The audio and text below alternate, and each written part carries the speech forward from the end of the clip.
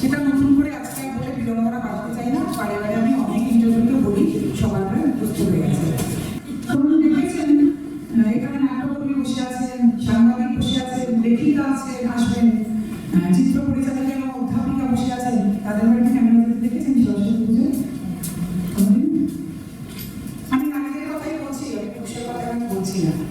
আমি নারীদের কথা নারীদের কাছে জানতে চাইছি। ওই জানতে আপনাদের প্রতিভা হতে কি করবে? এখানে গবেষকও আছেন, মহিলা গবেষক।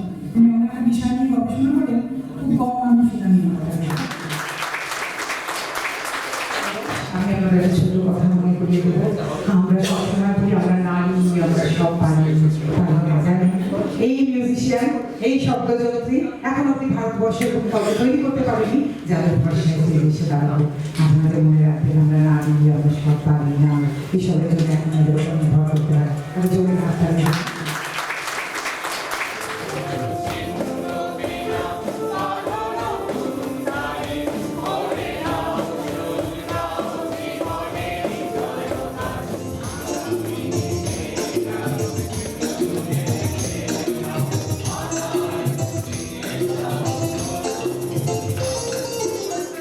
একটা জোরে হাততালি চাই। অপরাজিতা দি দীর্ঘ 15 বছর প্রায় কাজ করছেন অ্যাসিড ভিক্টিম নিয়ে, এবং বাচ্চা ছেলেদের নিয়ে একটা মন চালান যেটা গড়িয়ার কাছে, এবং দিন রাত নিজের চাকরিটাও ছেড়ে দিয়েছেন এই বাচ্চা ছেলেগুলোর জন্য। পাপিয়াদের কাছে আমি যেতে যেতে দেখেছি যে পাপিয়াদের চেম্বারে পাপিয়াদের একটা এমন মানুষ যিনি বহু দুস্থ পরিবারকে বিনা পারিশ্রমিকে কিন্তু চিকিৎসা দেন। কিন্তু এমন একজন মানুষ আমার মনে হয়েছে এটা কিছু সবাই কিন্তু একভাবে সমাজের কাজ করেন না। সবাই কিন্তু নারীর জন্য কাজ করবেন, শিশুর জন্য কাজ করবেন, পুরুষের জন্য কাজ করবেন, ট্রান্সজেন্ডারদের জন্য কাজ করবেন, এগুলো নাও হতে পারে। এটাও কিন্তু একটা বিরাট বড় সমাজ ছিল। আর আমাদের কাছে একটা কথা জানতে চাই, যেহেতু উনি গায়কোলজিস্ট, উনি যখন একজন মা মানে মায়ের সন্তানের জন্ম দেন, উনি কি একজন পুরুষকেও বাবা করে তোলেন না? কি বলেন? তাহলে একটা পুরস্কার সংগঠন থেকে ওনার জন্য কেন পুরস্কার নির্ধারিত হবে না?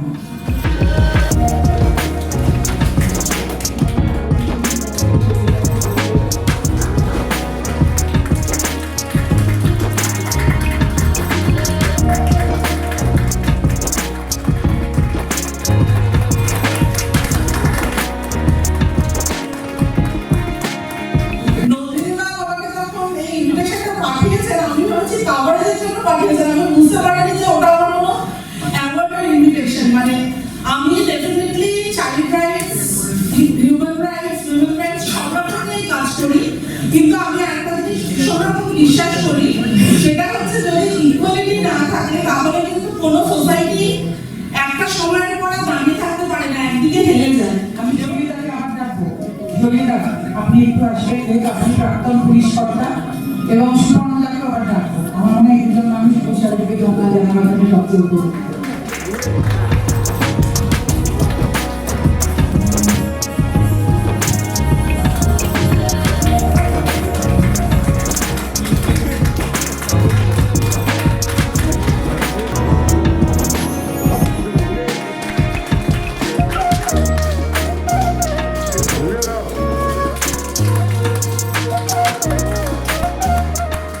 নারী নির্যাতন, নারীর প্রতি শোষণ, অত্যাচার এগুলো দেখে আসছি এবং সেটা খুব প্রাসঙ্গিক এবং স্বাভাবিক।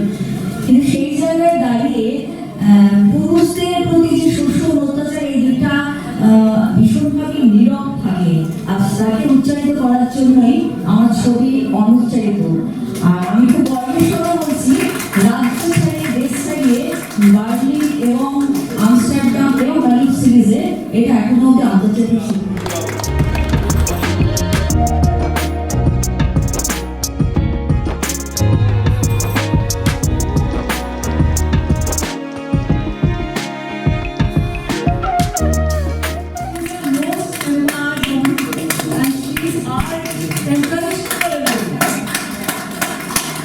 বহু মানুষ আজকে এখানে আছেন যারা অনেকে জীবন শেষ করে দিতে চেয়েছিলেন, তারপরে আজকে এখানে বহু মানুষ আছেন যারা অনেকদিন কাস্টাডিতে কাটিয়ে আজকে এখানে।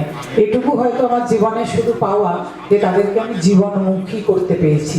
শুধু জীবনমুখী গান গাইলে তো হয় না, মানুষকে জীবনে ফেরাতে পারা একটা বিরাট ব্যাপার। ভালোভাবে আমাদের পরিচয় এখনো দেওয়া হয়নি, আস্তে আস্তে আমরা যাবো। তাহলে অরুণের নাচ একটু দেবো।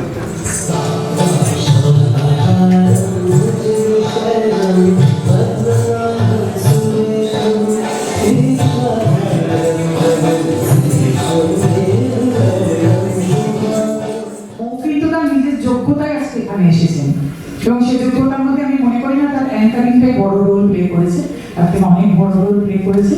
এবং একটি ছেলেদের স্কুলের শিক্ষিকা, সে স্কুলের একমাত্র মহিলা শিক্ষিকা, এবং সেই ছেলেদেরকে সে একটা সঠিক ভাব দ্বারা বড় করে তোলার চেষ্টা করছে।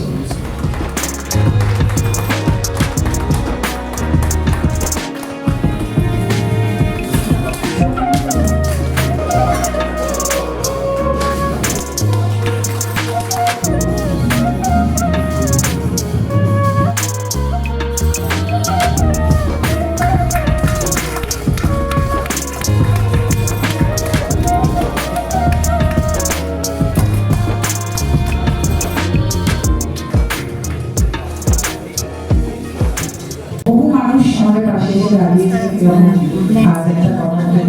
আমরা সবার কাছে আমি আইএসএস গ্লোবাল তার কাছে কৃতজ্ঞ। রাজা মিস্ত্রি প্রথম দিন থেকে যখন আমরা কিচ্ছু ছিলাম না, যখন আমাদের কোনো কিছু হয়নি, সেদিন থেকে রাজা মিস্ত্রিদের কর্মধারা আমাদের সঙ্গে রয়েছে। ছোট্ট কথা বলতে চাই, আমরা আজকে 21st সেঞ্চুরিতে দাঁড়িয়ে উইমেন এম্পাওয়ারমেন্ট নিয়ে প্রচুর কথা বলি, কিন্তু আমার মনে হয় এই উইমেন এম্পাওয়ারমেন্ট শব্দটা আননেসেসারিলি একটু কমপ্লিকেটেড করে ফেলা হয়েছে।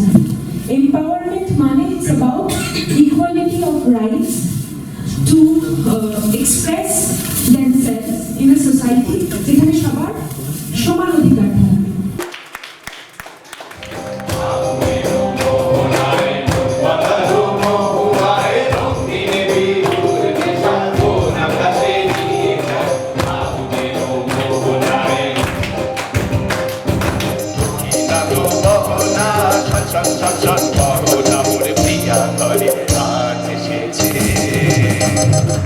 আমি প্রিয়া ভট্টাচার্য। আজকে আমি ABMF থেকে যে নারীদের সম্মান যে অ্যাওয়ার্ডটা দেওয়া হলো, তার মধ্যে আমিও একজন আজকে ছিলাম অ্যাওয়ার্ডি।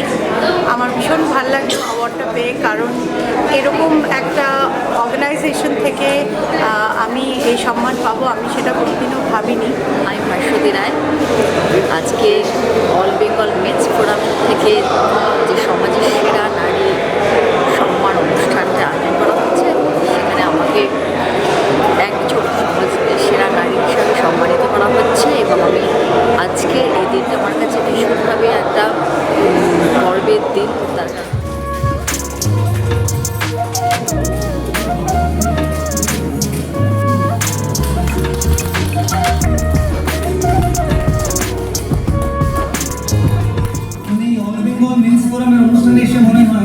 এটা বোধহয় আমারই ঘর, আমারই পরিবার। একজনের কথা আমি আজকে বলতে চাই বলে মাইকটা নিলাম, তিনি হলেন এই অপরাজিতা গাঙ্গুলি। তিনি 13 বছর জেলে ছিলেন, 13 বছর, এবং আমরা অনেক লড়াই করে ওনাকে আমরা বেকসুর খালাস করি। জেল থেকে বেরিয়ে এলে তিনি হারিয়ে যান, হয় তিনি ভিক্ষে করেন, নয় তার জায়গা হয় কোনো খারাপ জায়গায়। তো উনি একটা NGO-তে ওনাকে পাঠানো হলো, সেখানে উনি এত ভালো কাজ শুরু করলেন। উনি প্রিজনার্স রাইটস নিয়ে কাজ করতেন, জেলের মধ্যে যে মানুষগুলি থাকে তারা কতটা খারাপ থাকে সেসব নিয়ে ওনার খুব বড় লড়াই ছিল। উনি আজকে অ্যাসিড আক্রান্ত বা অ্যাসিড আক্রমণের শিকারদের নিয়ে কাজ করছেন। উনি এই মানুষগুলোকে নিয়ে হোটেলে নিয়ে যান, তাদের খাওয়ান, তাদের নিয়ে নাচ করেন, গান করেন, পরে চিকিৎসার খরচ দিয়ে চলে যান। তো এই ধরনের মানুষগুলোই আমাদের অনুপ্রেরণা।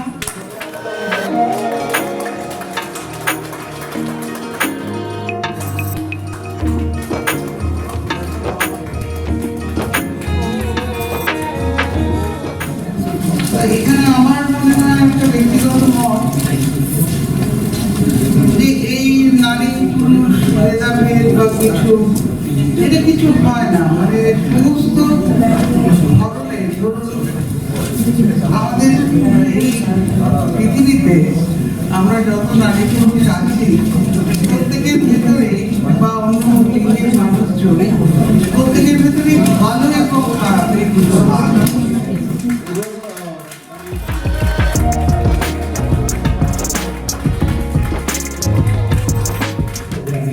আমি কেন এসেছি এই প্রোগ্রামে, আমার দায়বদ্ধতা কেন এই প্রোগ্রামে আসা, সম্মান থেকেও বড় যে মানুষটি সব সময় এক ডাকে আন্দোলনে আমার পাশে এসে দাঁড়িয়েছে। যাই হোক, আজকে এই সম্মানটা পেয়ে নন্দিনীদি এবং বিশেষ করে এই পুরো নন্দিনীদির পরিবারকে এবং পুরুষ নারীর মাঝামাঝি আমরা খুব ব্যালেন্স হয়ে আমি বলছি যে এই লড়াই চলবে। পুরুষদের অধিকারও দরকার, কারণ কি আমি মনে করি প্রত্যেকটা মানুষের অধিকার দরকার এবং সেখানে পুরুষরাও পিছিয়ে নেয়। অনেক ধন্যবাদ সবাইকে। থ্যাংক ইউ দিদি, থ্যাংক ইউ রোজিনাদি। কিন্তু আমার ওকে মনে হচ্ছে সত্যিকারের এম্পাওয়ার্ড রোম্যান্স। রবীজি তো অবশ্যই হাজবেন্ড ওর একসঙ্গেই দিকটা চালায়, কিন্তু ও কিন্তু নিজের মতো করে, এবং যেটা আরেকটা ব্যাপার, ও কিন্তু বহু ছেলেদেরও কর্মসংস্থান করতে ওঠায়। আমাদের তো মাঝে মাঝে ফোন করে যদি কোনো ছেলেরা তোমার কাছে থাকে আমাকে পাঠিয়ে দেবে, যারা আমাদের থেকে রাখছে। আমার মনে হয় যে এই মানুষগুলোকে সমাজে চেনা দরকার, যেটা রবীন্দ্রদেও বলে গেলেন, সবাই বারবার বলেছে, জয়ন্তদা বললেন যে এই এম্পাওয়ার্ড ওমেনকে যতদিন আমরা চিহ্নিত করতে না পারবো, আমরা কিন্তু ফেক এম্পাওয়ারমেন্ট আর ফেক ফেমিনিজম নিয়ে লড়াই চালিয়ে যাবো। মনে করবো ওইটাই কিন্তু নারীবাদ, এবং আপনারা ভুলে যাবেন না ফেমিনিজম, নারীবাদ, জেন্ডার ইকুয়ালিটি সব কিন্তু এক না, সবাই তো আমাদের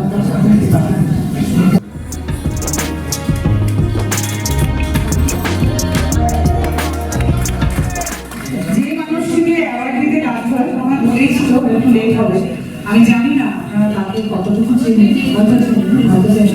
কিন্তু মানে অনলাইন পোর্টাল তার কোনো ভিউজ সম্ভবত 1 মিলিয়নের নিচে ভিউ হয় না। মানে আমার ইন্টারভিউ সেটা হয় না, বুঝেছেন? মানে সেটা ওর না আমার কার কি আমরা বুঝতে পারছি। তো যাই হোক, তার নাম রোজিনা রহমান।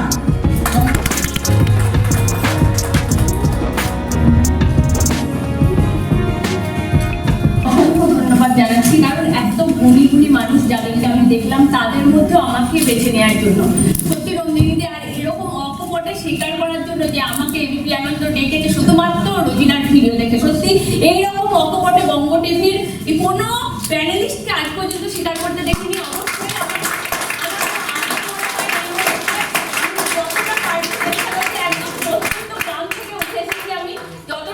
চেষ্টা করছি, অনেক মানে আমার ভুল হয়, ছুটি হয়, কিন্তু সব দর্শক আমাকে ভালোবাসে, রোজিনা বলে এগিয়ে আসে। এটাই পরম পাওয়া, সব থেকে পরম পাওয়া সম্পত্তি। জাস্টিস গাঙ্গুলির ইন্টারভিউ এবিপিতে চলছে, আমার চ্যানেলে দেখে, আর এখন এবিপিতে আসতে উনি একটাই, কিন্তু আমার চ্যানেলে উনি দিয়েছেন সবাই। আমি এইটাতে গর্ব করছি এই মুহূর্তে দাঁড়িয়ে। আর কিছু বলার ভাষা নেই। নন্দিনীদিকে অসংখ্য ধন্যবাদ। আমার মতো মেয়েকে, একদম অত্যন্ত গ্রামের মেয়ে যে লড়াই করছে, তার লড়াইটাতে আরো পাশে যে আপনারা সফল নারীর পেছনে কখনো সেই পুরুষকে খুঁজতে পারছেন না। সবসময় সফল পুরুষের পেছনে নারীকে খুঁজতে চাইলে হবে না, উল্টোটাও দেখতে হবে। আজকে অরিজিতের হাত দিয়ে একটা মেন্স ক্যালেন্ডার ও দিদির হাত দিয়ে এটা উদ্বোধন করতে চায়। তো একটু জোরে হাততালি অরিজিতের জন্য।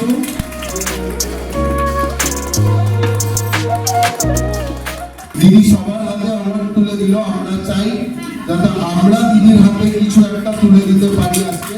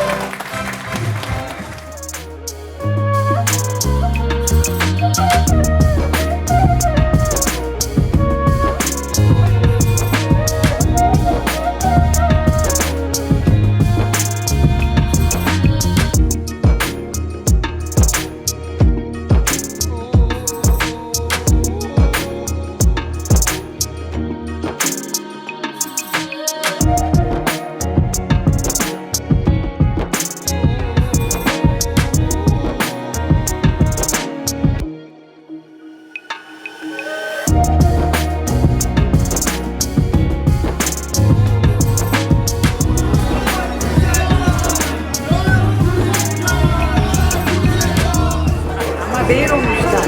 আপনার কেমন লাগলো? আমাদের ভালো লেগেছে। তো শুরু করলাম আজকে, প্রত্যেক বছর হবে, আজকে সিজন 1 হলো। দেখা যাক, সবাই খুশি, সবাই খুশি, ছেলেরা খুশি, মহিলারা খুশি। দেখলেন তো সমাজের কত মানুষ, সমাজের প্রত্যেকটা মানুষ আজকে এসছে, অনেক বড় বড় মানুষ, সবাই উল্লাসিত।